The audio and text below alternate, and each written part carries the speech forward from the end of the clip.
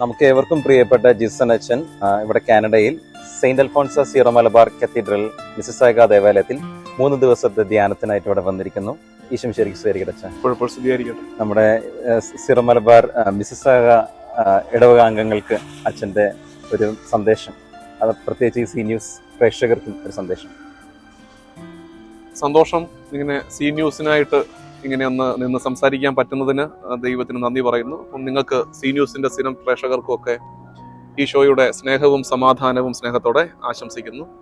കാനഡയിൽ ഇത് 2ാമത്തെ വട്ടമാണ് ധ്യാനത്തിന് വരുന്നത്. അപ്പോൾ ഇവിടുത്തെ ഒരു രീതികളെ കുറിച്ചൊക്കെ കുറച്ചൊക്കെ ഒരു ധാരണയുണ്ട്. ഇത്തവണ വന്നിട്ട് 4 പള്ളികളിലായിട്ട് നമ്മുടെ എഡ്മണ്ടണിലും നയാഗ്രയിലും ലണ്ടനിലെ മലങ്കര കമ്മ്യൂണിറ്റിക്കും ഒപ്പം ഇവിടെ മിസിസാഗയിലും ധ്യാനങ്ങളുണ്ടായിരുന്നു.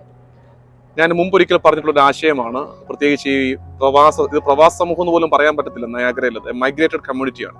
ഇവിടെ വന്ന് സെറ്റിൽഡ് ആയിട്ട് ഇനി ഇവിടെ നമ്മൾ എന്താ പറയേണ്ടത്, blossom where you are planted എന്ന് പറയുന്നത് പോലെ ആ എക്സ്പീരിയൻസിലേക്ക് പ്രവേശിക്കാൻ പോവാണ്. അപ്പം എനിക്ക് പറയാനുള്ള ഒരു ആശയം എന്തെന്നറിയാമോ?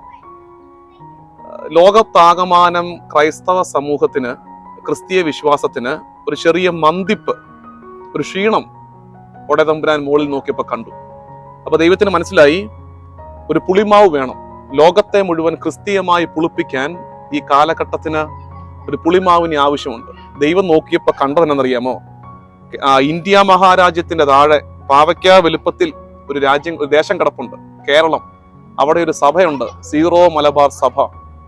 ഈ സഭയെ തെരഞ്ഞെടുക്കാമെന്ന് ദൈവം തീരുമാനിച്ചു. സീറോ മലബാർ സഭയെ ലോകത്തിന്റെ ക്രിസ്തീയ പുളിമാവായി ദൈവം തിരഞ്ഞെടുത്തിട്ട് എന്ത് ചെയ്തു? ആ സീറോ മലബാറിന്റെ മക്കളെ ലോകം മുഴുവൻ ചതറിച്ചു. അതിന് എക്കോണമിക്കൽ റീസൺസ് ഉണ്ടാക്കി, സോഷ്യോളജിക്കൽ റീസൺസ് ഉണ്ടാക്കി. എന്നിട്ട് എന്ത് ചെയ്തു? ഈ ജനത്തെ, സീറോ മലബാർ സഭയെ ലോകം മുഴുവൻ സ്കാറ്റർ ചെയ്യിപ്പിച്ചു ദൈവം തമ്പുരാൻ. നമ്മൾ ഷിക്കാഗോയിലെത്തി, മിസിസാഗയിൽ, കാനഡയിലെത്തി, നമ്മൾ അയർലൻഡിലെത്തി, UK-യിലെത്തി, ഓസ്ട്രേലിയയിലെത്തി. അങ്ങനെ സീറോ മലബാർ ലോകം മുഴുവൻ ഒറ്റയടിക്ക് കണ്ണടച്ചു തുറക്കുന്ന വേഗത്തിൽ സ്പ്രെഡ് ചെയ്തു. എന്നിട്ട് എന്ത് സംഭവിച്ചത്? നമ്മൾ വന്ന ഇടങ്ങളിൽ നമ്മുടെ ദേവാലയങ്ങൾ ജനത്തെ കൊണ്ട് തിങ്ങി നിറഞ്ഞു. അങ്ങനെ തിങ്ങി നിറഞ്ഞ് നമ്മൾ ദൈവാരാധന നടത്തി, നമ്മൾ തിരുനാളുകൾ ആഘോഷിച്ചു, നമ്മുടെ കുഞ്ഞുങ്ങൾക്ക് പ്രോപ്പറായിട്ട് കാറ്റഗിസം കൊടുക്കാൻ തുടങ്ങി. ഇത് കണ്ടപ്പോൾ സമീപത്തെ സായിപ്പ് പോലും ഞെട്ടിപ്പോയി. ഇതെന്തൊരു സമൂഹമാണ് ഈ വന്നിരിക്കുന്നത്, ഇതെന്തൊരു സമൂഹമാണ് വന്നിരിക്കുന്നത്, എന്തോരം ജനമാണ് കുർബാനയ്ക്ക് ഒരുമിച്ച് കൂടുന്നത്. അതെന്ത് ചെയ്യുന്നു? അത് അവരെയും സ്റ്റിമുലേറ്റ് ചെയ്യുന്നു. അവരും ചിന്തിക്കുന്നു, ഞങ്ങൾക്കും ഇങ്ങനെ വേണം, ഞങ്ങളുടെ കുഞ്ഞുങ്ങളെയും വീണ്ടും കാറ്റഗിസം പഠിപ്പിക്കാൻ തുടങ്ങണം എന്ന് ചിന്തിക്കാൻ തുടങ്ങുന്ന വിധത്തിൽ ലോകത്തിന്റെ ക്രൈസ്തവ പുളിമാവായിട്ട് സീറോ മലബാർ സഭ ഇന്ന് മാറിയിരിക്കുകയാണ്. അപ്പോൾ മിസിസാഗ രൂപതയ്ക്ക്, മിസിസാഗ കത്തീഡ്രൽ ഇടവകയ്ക്ക് വലിയ ദൗത്യമുണ്ട് ഈ കാലത്ത് നിറവേറ്റാൻ. അതുകൊണ്ട് സീറോ മലബാർ സഭയുടെ ഐഡന്റിറ്റി കീപ്പ് ചെയ്തുകൊണ്ട് അത് പ്രത്യേകം ഓർക്കണം. കാരണം ഇവിടെ മറ്റ് സഭകൾ ചെയ്യുന്നത് പോലെ തന്നെ ചെയ്യാനാണെങ്കിൽ സീറോ മലബാർ സഭയുടെ ആവശ്യമില്ല.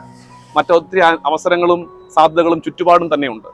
സീറോ മലബാർ സഭയുടെ അനന്യത, യുണീക്നെസ് സൂക്ഷിച്ചുകൊണ്ട്, ആ പൈതൃകത്തോട്, പാരമ്പര്യത്തോട് കൂറ് പുലർത്തിക്കൊണ്ട് ദൈവാരാധന അധിഷ്ഠിതമായ, പരിശുദ്ധ കുർബാന അധിഷ്ഠിതമായ ഒരു സമൂഹമായിട്ട് ഈ സമൂഹം മാറട്ടെ എന്ന് ആശംസിക്കുന്നു. സി ന്യൂസ് ഈ പ്രവർത്തനത്തിനെ കൂടുതൽ ത്വരിതപ്പെടുത്തട്ടെ.